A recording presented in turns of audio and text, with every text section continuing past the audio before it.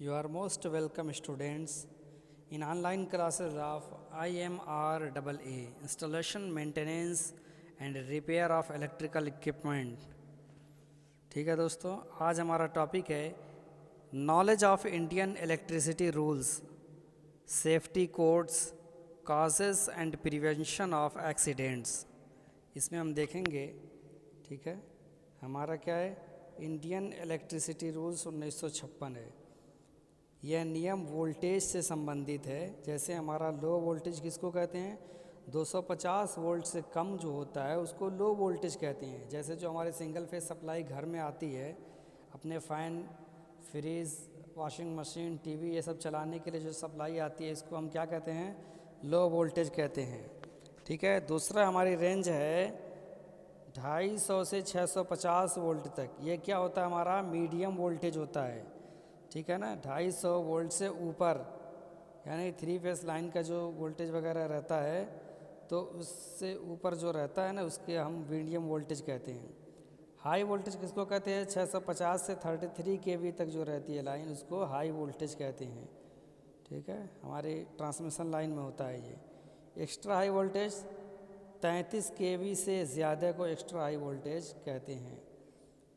Note it in your notebook, अपने notebook में इसको नोट कीजिए। बहुत ही इम्पॉर्टेंट सब्जेक्ट है ये। एक अलग ब्रांच तुमको मिलेगी, इंस्टॉलेशन, मेंटेनेंस एंड रिपेयर की, इलेक्ट्रिकल इंजीनियर की एक अच्छी वैकेंसी आती है। बहुत ज़बरदस्त जॉब है ये। इसमें देखिएगा नियम 29, नियम 29 लिखिए। इस नियम के अनुसार लाइन चालक व मशीन इस प्रकार होने चाहिए कि जिस कार्य के लिए उसे बनाया गया उसको अच्छी तरह पूरा कर सके, और ये लाइन चालक व मशीन ISI मानक के अनुसार होने चाहिए। ठीक है, जो इंडियन स्टैंडर्ड जो हमारा है उसके अनुसार होना चाहिए। ठीक है। नियम 30 देखिए। इस नियम के अनुसार सप्लायर को इस बात की संतुष्टि होना चाहिए कि विद्युत सप्लाई के तार, मशीन, लाइन सुरक्षित स्थिति में है। ये क्या है, सेफ कंडीशन में है। और जो भी उपकरण उपभोक्ता के मकान में लगी है वो भी सुरक्षित स्थिति में है और विद्युत शक्ति सप्लाई के हर हालत में योग्य है। सप्लायर इस बात की सावधानी रखेगा कि इन लाइन, मशीन से उस भवन में किस प्रकार का खतरा उत्पन्न हो सके। ठीक है। यह सर्विस लाइन इस स्थिति में कि कोई व्यक्ति वहाँ तक पहुँच सकता है तो उनको विद्युत रोधित किया जाएगा और सुरक्षा रखी जाएगी। Indian electricity rules for earthing है ये। यह नियम अर्थिंग से संबंधित है। इस नियम के अनुसार जिन कंडक्टर में अर्थिंग नहीं है, जिन कंडक्टर में अर्थिंग नहीं है उनमें एक आयरन क्लैड स्विच, कौन सी स्विच, आयरन क्लैड स्विच अवश्य होना चाहिए तथा यह स्विच एक निश्चित स्थान पर होना चाहिए। नियम 32। यह नियम भी अर्थिंग से संबंधित है। इसके अनुसार जहाँ भी अर्थिंग हो वहाँ पर इंडिकेशन अवश्य होना चाहिए, इंडिकेशन अवश्य होना चाहिए तथा कंज्यूमर के स्वयं के एरिया में अर्थिंग होना चाहिए। इसके साथ अर्थिंग को वहीं से स्टार्ट करना चाहिए जहाँ से सप्लाई स्टार्ट होती हो। Medium, high, extra high voltage के लिए अर्थिंग अवश्य किया जाना चाहिए। अर्थिंग के रख रखाव व देखभाल की जिम्मेदारी उपभोक्ता की होगी। देखते हैं ना, ये सभी लाइनों में अर्थिंग दी जाती है, मीडियम, हाई, एक्स्ट्रा हाई। ठीक है। Extra high volt transmission line जो खेतों में बड़ा बड़ा टावर होता है उसको भी अर्थ किया जाता है। इस नियम के अनुसार, यह 34 नंबर नियम देखिए, अनुसार ये सुनिश्चित करना चाहिए कि नंगे या खुले चालक को लगाया गया है तो किसी भी व्यक्ति का पहुंच वहां तक न हो। पहुंच योग्य स्थान पर स्विच लगाया जाए ताकि आवश्यकता के समय तुरंत सभी चालक को डेड किया जा सके। नेक्स्ट, नियम नंबर 35। जहाँ पर हाई वोल्टेज या अधिक रेटिंग के ट्रांसफार्मर या लाइन का प्रयोग किया गया हो वहाँ पर खतरे का निशान बनाना चाहिए। देखा होगा आप लोगों ने खतरे का निशान, जो हाई ट्रांसमिशन के पोल्स लगे होते हैं वहाँ पे एक ऐसे नेम प्लेट लगी होती है। ठीक है, एक खोपड़ी दो हड्डी का ऐसे निशान बना होता है, वहाँ पे लिखा भी रहता है खतरा, खतरा लिखा भी रहता है। ठीक है।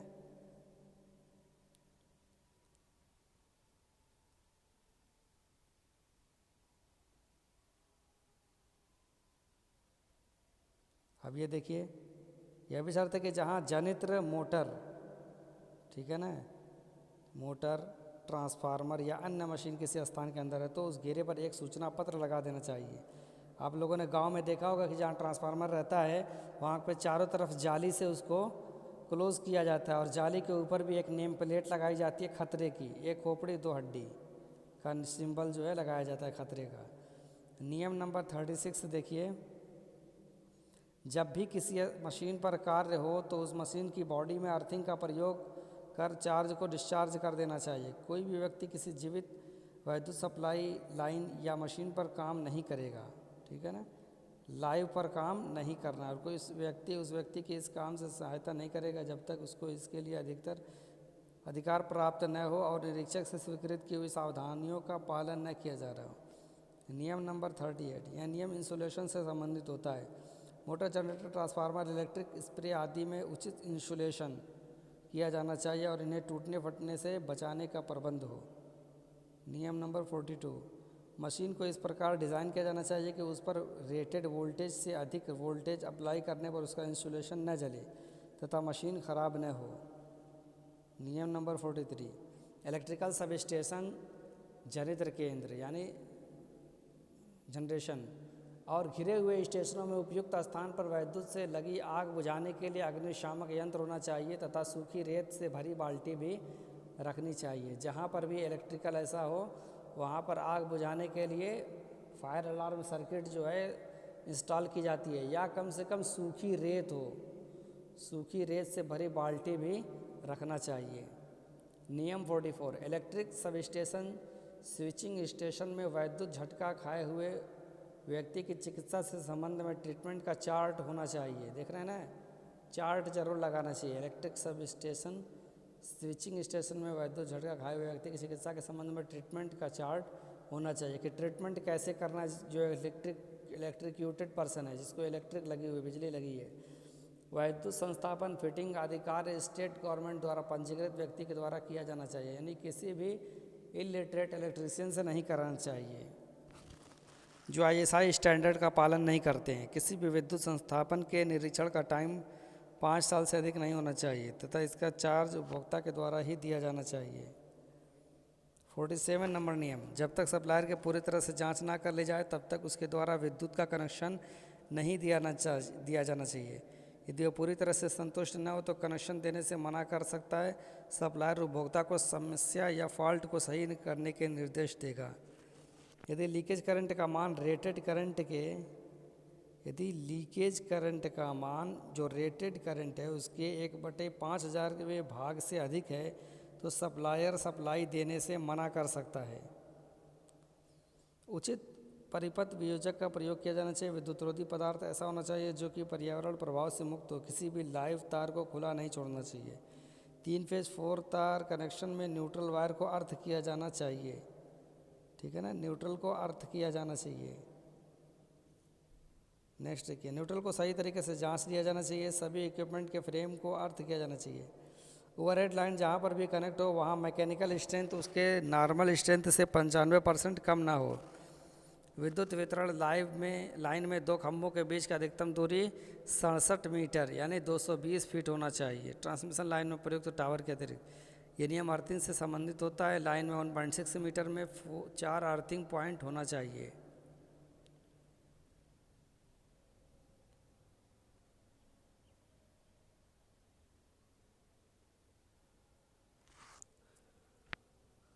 ठीक है ना। इलेक्ट्रिक्यूशन, इलेक्ट्रिक शॉक, जब भी कोई व्यक्ति इलेक्ट्रिक से संबंधित किसी भी कार्य को केयरलेस होकर के करता है, लापरवाह होकर, तो ऐसे में व्यक्ति को इलेक्ट्रिकल शॉक लग सकता है। या इलेक्ट्रिक शॉक लगने के कारण व्यक्ति की मृत्यु हो सकती है, जिसे इलेक्ट्रिक्यूशन कहा जाता है। Electric fire and Burns, misuse करते हैं तो सर्किट पर ओवरलोड देते हैं या कटे पिटे वायर को ठीक ढंग से नहीं जोड़ते, इलेक्ट्रिक सर्किट को ELCB नहीं लगाते, MCB से नहीं कनेक्ट करते हैं तो शॉर्ट सर्किट कर इलेक्ट्रिकल स्पार्क होता है। ये अक्सर देखा जाता है। MCB नहीं लगाने से पूरा आग जल जाती है। इसलिए कहीं भी वायरिंग कीजिए तो ELCB और MCB लगाने का खास ध्यान रखिए।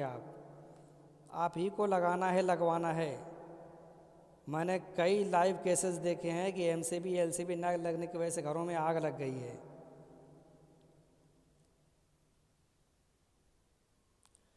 अच्छा, इलेक्ट्रिक लगती है आग तो उसको पानी से नहीं बुझाया जाता है।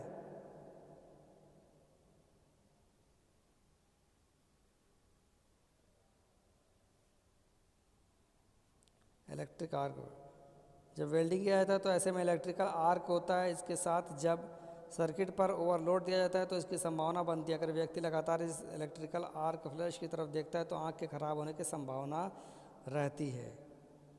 और जब आँख खराब हो जाए अगर इस तरीके का काम करने में तो गुलाब जल वगैरह आँख में छोड़ते हैं तब सही होती है आँख। इलेक्ट्रिक आर्क ब्लास्ट जब किसी भी ट्रांसफार्मर पर ओवरलोड दिया जाता है तो ऐसे में वो ब्लास्ट हो जाता है। ट्रांसफार्मर भी एक सर्टेन केवीए रेटिंग का होता है, ठीक है ना। अगर एक गांव है तो उस गांव के जितने पासबुक होते हैं ना, मीटर कनेक्शन होता है, उसी के हिसाब से ट्रांसफार्मर उस गांव में लगाया जाता है।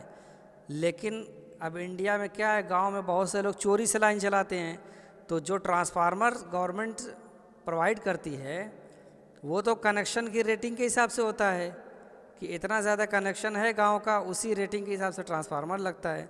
लेकिन उस कनेक्शन के अलावा अगर लोग चोरी से लाइन यूज़ करते हैं तो वो लोड कहाँ, एक्स्ट्रा लोड वो ट्रांसफार्मर पे ही पड़ता है। यही कारण है ट्रांसफार्मर के जल जाने का, भ्रष्ट हो जाने का। Safety precaution and control measures देखिए, इलेक्ट्रिकल टूल्स का प्रयोग उस समय कभी ना करें जब आप गीले जगह पर या मेटल से बने किसी ऑब्जेक्ट वस्तु पर खड़े हों, ठीक है। सफाई करते समय, जांच करते समय, पार्ट को रिप्लेस करते समय मशीन से हमेशा अनप्लग कर देना चाहिए। हमेशा इलेक्ट्रिकल मशीन इक्विपमेंट का और वर्क एरिया को हमेशा साफ रखें, अन्यथा यह खतरे का कारण बन सकता है। जहाँ इलेक्ट्रिकल पैनल जंक्शन बॉक्स लगा हो वहाँ का रास्ता हमेशा साफ रखें, अन्यथा इमरजेंसी में कोई वहाँ लाइट शट ऑफ करते समय से नहीं पहुँच पाएगा, खतरा बढ़ने के चांस बने रहेंगे। फ्लेमेबल सब्सटेंसेस को दूर कर दे, जलने वाली चीज़ें, पेट्रोल वगैरह, रद्दी कागज़, जो भी ऐसा जलने वाले हैं ना, कपड़े, पेट्रोल, कागज़, सबको दूर रखना चाहिए इलेक्ट्रिकल सामान से,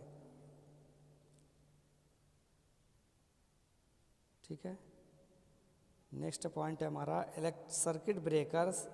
फ्यूज़ के लोकेशन को जानना चाहिए जिससे आपातकालीन के केस में जाकर उसे एरिया के लाइट को शट ऑफ किया जा सके, फ्यूज़ को निकाला जा सके। सर्किट ब्रेकर लगा हुआ है तो उसको ऑफ़ किया जा सके, कंपनी के अंदर वाले बड़े खतरे पर विराम लगाया जा सके।